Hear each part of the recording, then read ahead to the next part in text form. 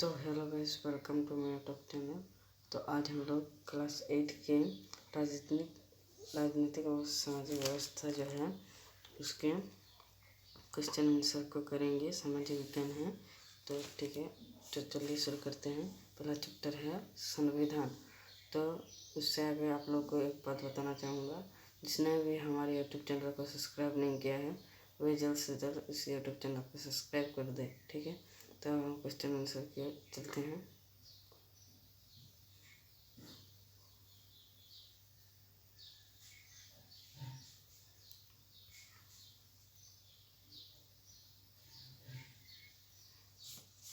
Question answer में क्या है हम लोग का, देखते हैं।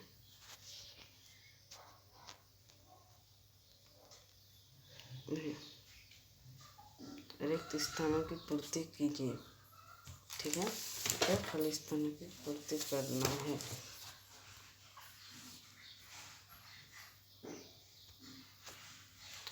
किसी व्यक्ति को उसके जन्म से मिलने वाले अधिकार,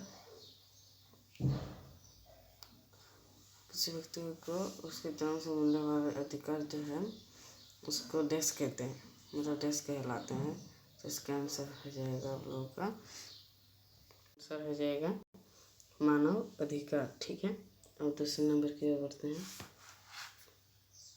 दूसरे नंबर में क्या है, शिक्षा डैश सूची का विषय है। शिक्षा क्या डैश सूची का विषय है, तो इसका आंसर हो जाएगा आप लोग का, तो इसका आंसर हो जाएगा समवर्ती, ठीक है। उसके बाद तीसरे नंबर क्वेश्चन पे जाते हैं। डैश समिति की रिपोर्ट के आधार पर संविधान में मूल कर्तव्य शामिल किए गए हैं। तो यह हो जाएगा स्वर्ण सिंह, क्या स्वर्ण सिंह, ठीक है। तो यहाँ हटेगा नहीं, इसलिए इसको मैं ऊपर की तरफ लिख दे रहा हूँ।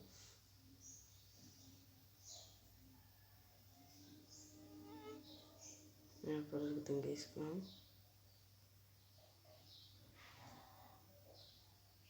स्वर्ण सिंह, ठीक है। उसके बाद आगे और बढ़ते हैं। 4 नंबर क्वेश्चन में क्या है, संविधान के भाग डैश में मौलिक अधिकारों का वर्णन किया गया है। यहाँ पर भाग क्या 3 4 नंबर का हो जाएगा, ऊपर ना अटेगा नहीं, नीचे लिख दे रहा हूँ, ठीक है। यहाँ पर हो जाएगा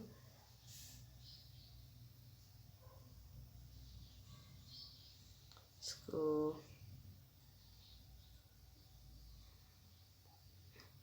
यहाँ लिख देना, ठीक है। तो यहाँ पर हो जाएगा 3 में अनुच्छेद 12 से 30 तक एवं 32 से 35 तक, ठीक है। उसके बाद आते हैं हम लोग क्वेश्चन आंसर की ओर, ठीक है। निम्नलिखित प्रश्नों के उत्तर दीजिए, ठीक है। संविधान में वर्णित किन्हीं 5 मौलिक कर्तव्यों को लिखिए, मतलब संविधान में वर्णित क्या 5 मौलिक कर्तव्यों को लिखना है। तो इसका आंसर हो जाएगा, देखते हैं किताब पर ही बहुत से कर्तव्य लिखे हैं, तो आप लोग को यहाँ से 5 ठो लिखना है। जैसे आप लिख सकते हैं,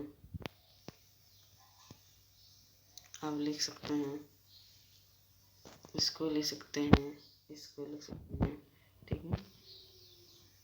और उधर है, इसको भी लिख सकते हैं। कोई भी 5 ठो लिखना होगा, ठीक है। तो यहाँ पर देश की रक्षा और आह्वान किए जाने पर राष्ट्र की सेवा करनी चाहिए, ठीक है। भारत की संप्रभुता, एकता और अखंडता को अक्षुण्ण रखना चाहिए, ठीक है। सामाजिक संस्कृति की गौरवशाली परंपरा के महत्व को समझना और उसका परिरक्षण करना चाहिए।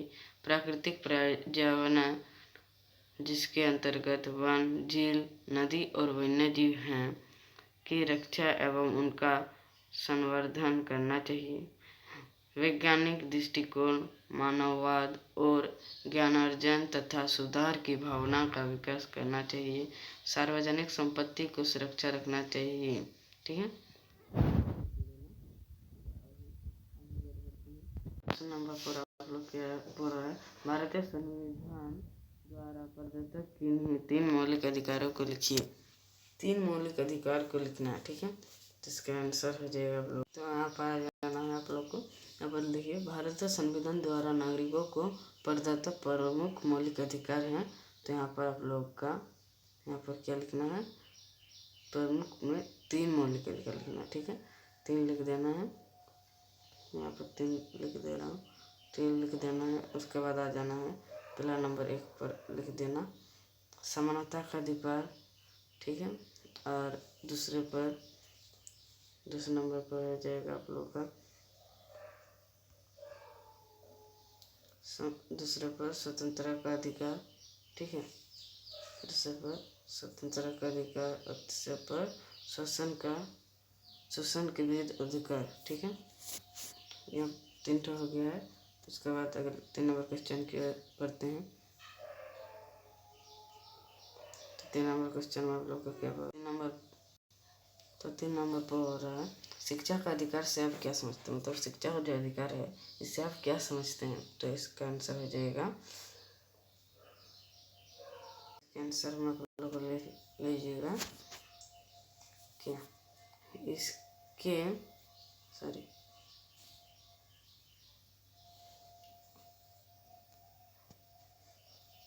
इसके द्वारा राज्य को यह कर्तव्य सौंपा गया है कि वह 6 से 14 वर्ष की आयु के सभी बच्चों को निःशुल्क और अनिवार्य शिक्षा प्रदान करेगा। इस अधिकार की अनुपूर्ति के लिए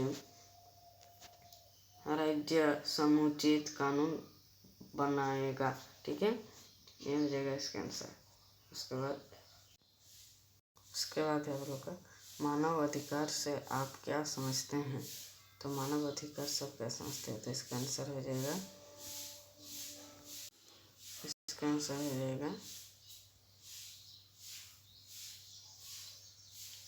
वैसे अधिकार जो व्यक्ति को उसके जन्म से प्राप्त होते हैं मानव अधिकार कहलाते हैं, ठीक है। तो यहाँ पर क्वेश्चन जो है मैं बोर्ड परीक्षा में आ सकता है कि मानव अधिकार दिवस कब मनाया जाता है। तो इसका आंसर हो जाएगा क्या 10 दिसंबर। इसका आंसर हो जाएगा 10 दिसंबर, ये वाला 10 दिसंबर, ठीक है, मनाया जाता है। सदस्य मनाए जाने की फैसल की गई थी, ठीक है। उसके बाद आगे ये हमारा लास्ट क्वेश्चन है, धर्मनिरपेक्षता शब्द का क्या अर्थ है, मतलब धर्मनिरपेक्षता का क्या अर्थ है। तो इसका आंसर हो जाएगा आप लोग का आंसर हो जाएगा धर्मनिरपेक्षता का शाब्दिक अर्थ है धर्म के प्रति निरपेक्ष भाव का होना, ठीक है। तो इसका आंसर भी कंप्लीट हो चुका है। तो जिन्होंने हमारे चैनल को सब्सक्राइब नहीं किया है, लाइक नहीं किया है, तो वे जल्द से जल्द कर लें और इस वीडियो को आपके दोस्तों में या सहपाठियों में शेयर करें, ठीक है। धन्यवाद।